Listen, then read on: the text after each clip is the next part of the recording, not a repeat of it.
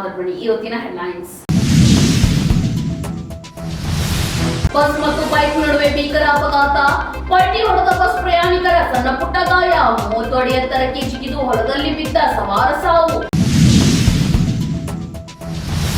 ಚಂದನ್ ಶೆಟ್ಟಿ ನಿವೇದಿತರ ಸಂಸಾರ ಮುರಿದು ಬಿದ್ದಿದೆ, ಡಿವೋರ್ಸ್ ಪಡೆಯಲು ಕಾರಣ ತಿಳಿಸಿರುವ ಜೋಡಿ, ಸುದ್ದಿ ಕೇಳಿ ಆಘಾತಕ್ಕೆ ಒಳಗಾದ ಅಭಿಮಾನಿಗಳು.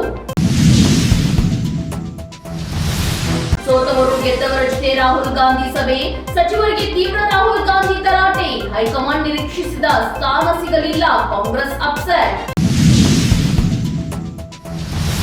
ಪವರ್ಫುಲ್ ಖ್ಯಾತಿಗಳ ಮೇಲೆ ಮಿತ್ರ ಪಕ್ಷಗಳ ಕಣ್ಣು, ಮಿತ್ರರ ಬೇಡಿಕೆಗೆ ಸೊಪ್ಪು ಹಾಕುತ್ತಿರಲು ಕಮಲ್ ಸಚ್ಚು, ನಾಳೆ ಸಂಜೆ 7:15ಕ್ಕೆ ರಾಷ್ಟ್ರಪತಿ ಭವನದಲ್ಲಿ ಪ್ರಮಾಣ ವಚನ.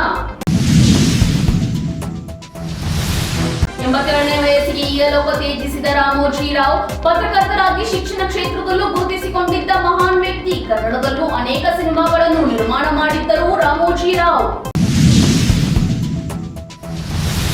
ಬಂಧನದ ಭೀತಿಯಿಂದ ಪರಾರಿ ಎಸ್ಐಟಿ ಮುಂದೆ ಹಾಜರು, ಕೋರ್ಟ್ನ ನಿರ್ದೇಶನದಂತೆ ನಡೆಯಿತು ಭವಾನಿ ವಿಚಾರಣೆ. ಎಸ್ಐಟಿ ಮುಂದೆ ಭವಾನಿ ರೇವಣ್ಣ ನೀಡಿರುವ ಹೇಳಿಕೆ ಏನು? ಟೀಮ್ ಇಂಡಿಯಾದ ಪ್ಲೇಯಿಂಗ್ 11 ಹಾಟ್ ಟಾಪಿಕ್. ಮೊದಲ ಪಂದ್ಯದಲ್ಲೇ ಮಾಸ್ಟರ್ ಸ್ಟ್ರೋಕ್ ಕೊಟ್ಟ ಟೀಮ್ ಇಂಡಿಯಾ, ಬ್ಯಾಟಿಂಗ್ ಸ್ಟ್ರಾಟಜಿ ಮೂಲಕ ಹಲವರ ತಲೆಗೆ ಹುಳ ಬಿಟ್ಟಿದೆ.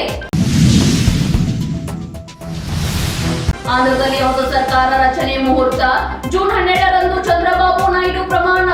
ಕಲ್ಲು ಮೊಟ್ಟೆ ದಾಳಿ, ಪೊಲೀಸರ ಮೇಲೆ ಅಟ್ಯಾಕ್.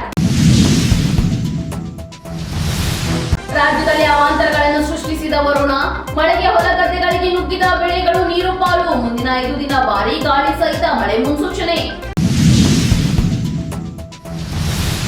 ಮೋದಿಯನ್ನು ಮನಸಾರೆ ಹೊಗಳಿದ ಟಿಡಿಪಿ ನಾಯಕ ಚಂದ್ರಬಾಬು ನಾಯ್ಡು, ಎನ್ಡಿಎ ಸಭೆಯಲ್ಲಿ ಜೆಡಿಎಸ್ನಿಂದಲೂ ಮೋದಿಗೆ ಬೆಂಬಲ ಘೋಷಣೆ, ನರೇಂದ್ರ ಮೋದಿಗೆ ಆಡಳಿತದ ಪವರ್ ಕೊಟ್ಟ ಪವನ್ ಕಲ್ಯಾಣ.